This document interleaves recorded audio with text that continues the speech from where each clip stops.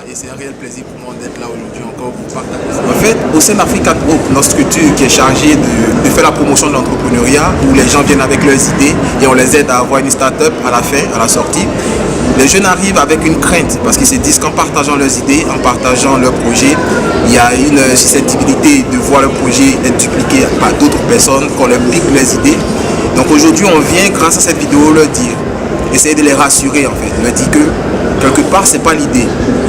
Il y a d'autres choses. Nous sommes en compagnie de deux jeunes Ivoiriens, deux jeunes Africains dynamiques. Ils vont donner leur avis sur le sujet et puis partager aussi leur expérience pour pouvoir aider les jeunes Africains à aller de l'avant. À droite, fondateur de Creative Corporation. Michael Villet, chargé d'études à l'ANSU.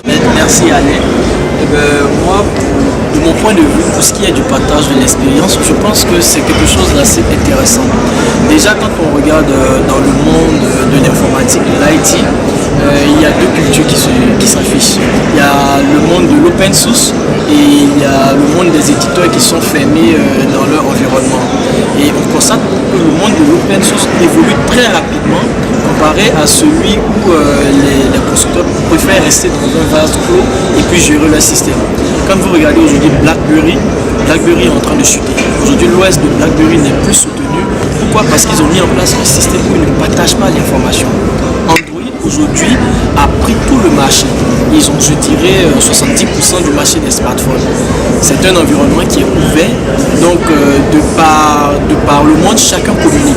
C'est le même principe dans la gestion des projets, dans la création de projets. Regardez, là, on a une, elle a 5 doigts. C'est ce qu'on dit tout le temps. On ne peut rien sans le pouce. Le pouce, c'est nous. Mais le pouce aussi, sans les 4 autres doigts, il ne sert à rien. On peut avoir une idée. Cette idée, on peut la nourrir. On peut avoir la vision de ce projet-là. Mais ce n'est pas évident qu'on puisse faire tout le tout de ce projet. Il faut pouvoir se faire conseiller par des experts. Il y a certaines personnes peut-être qui ont eu cette expérience-là, qui ont emmagasiné cette expérience, qui pourraient partager cette expérience et vous aider à mûrir votre projet. Donc s'asseoir dans son coin et puis dire, bon voici, aujourd'hui je nourris tel projet, si j'en parle, c'est sûr qu'on va me voler ce projet-là. Donc je vais rester dans mon coin, je vais le gérer. C'est pas sûr que ça puisse marcher. Très peu y arrivent. Quand on prend par exemple le cas de Facebook avec Mark Zuckerberg, lorsqu'il a lancé Facebook, il a contacté certaines personnes. Le gars qui l'a envoyé à la Silicon Valley pour lever des fonds. Pour lever des fonds. Ouais. Et ça lui a permis aujourd'hui d'être ce qu'il est. Moi j'ai une expérience de la vie.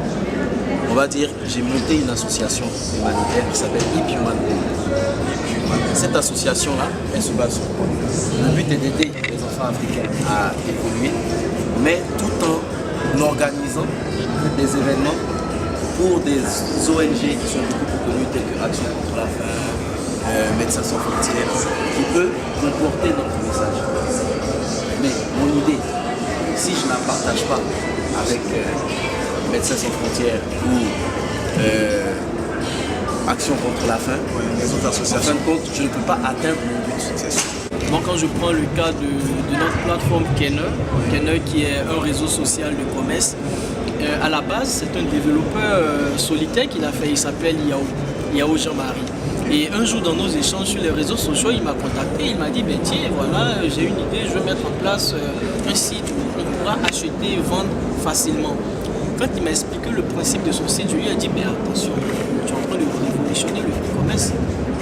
Tu ne te rends pas compte, mais tu es en train de créer un réseau social de commerce.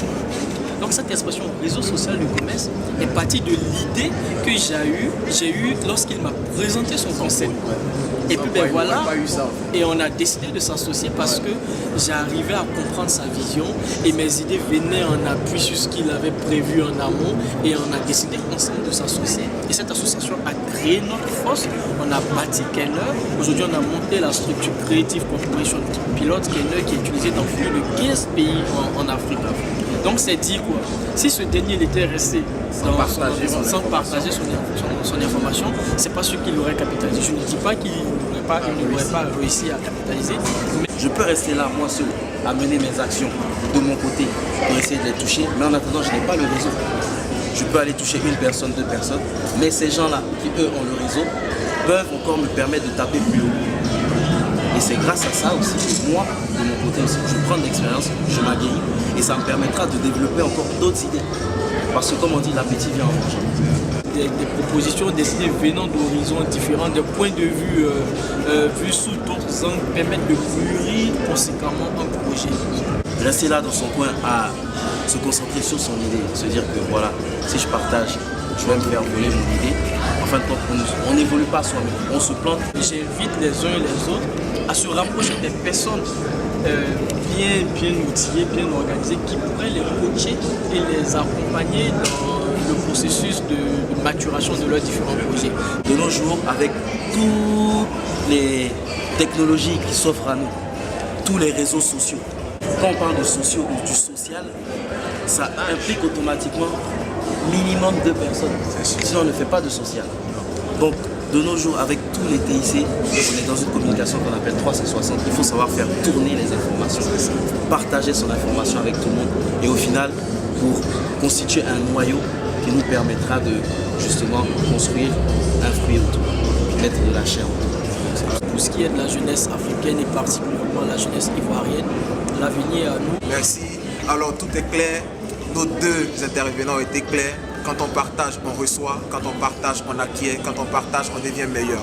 Alors n'ayez pas peur, partagez si vous voulez devenir meilleur. Partagez si vous voulez permettre à l'Afrique de changer. Parce que vos idées sont certes bonnes, mais vos attitudes sont les plus déterminantes dans votre quête du succès. Merci.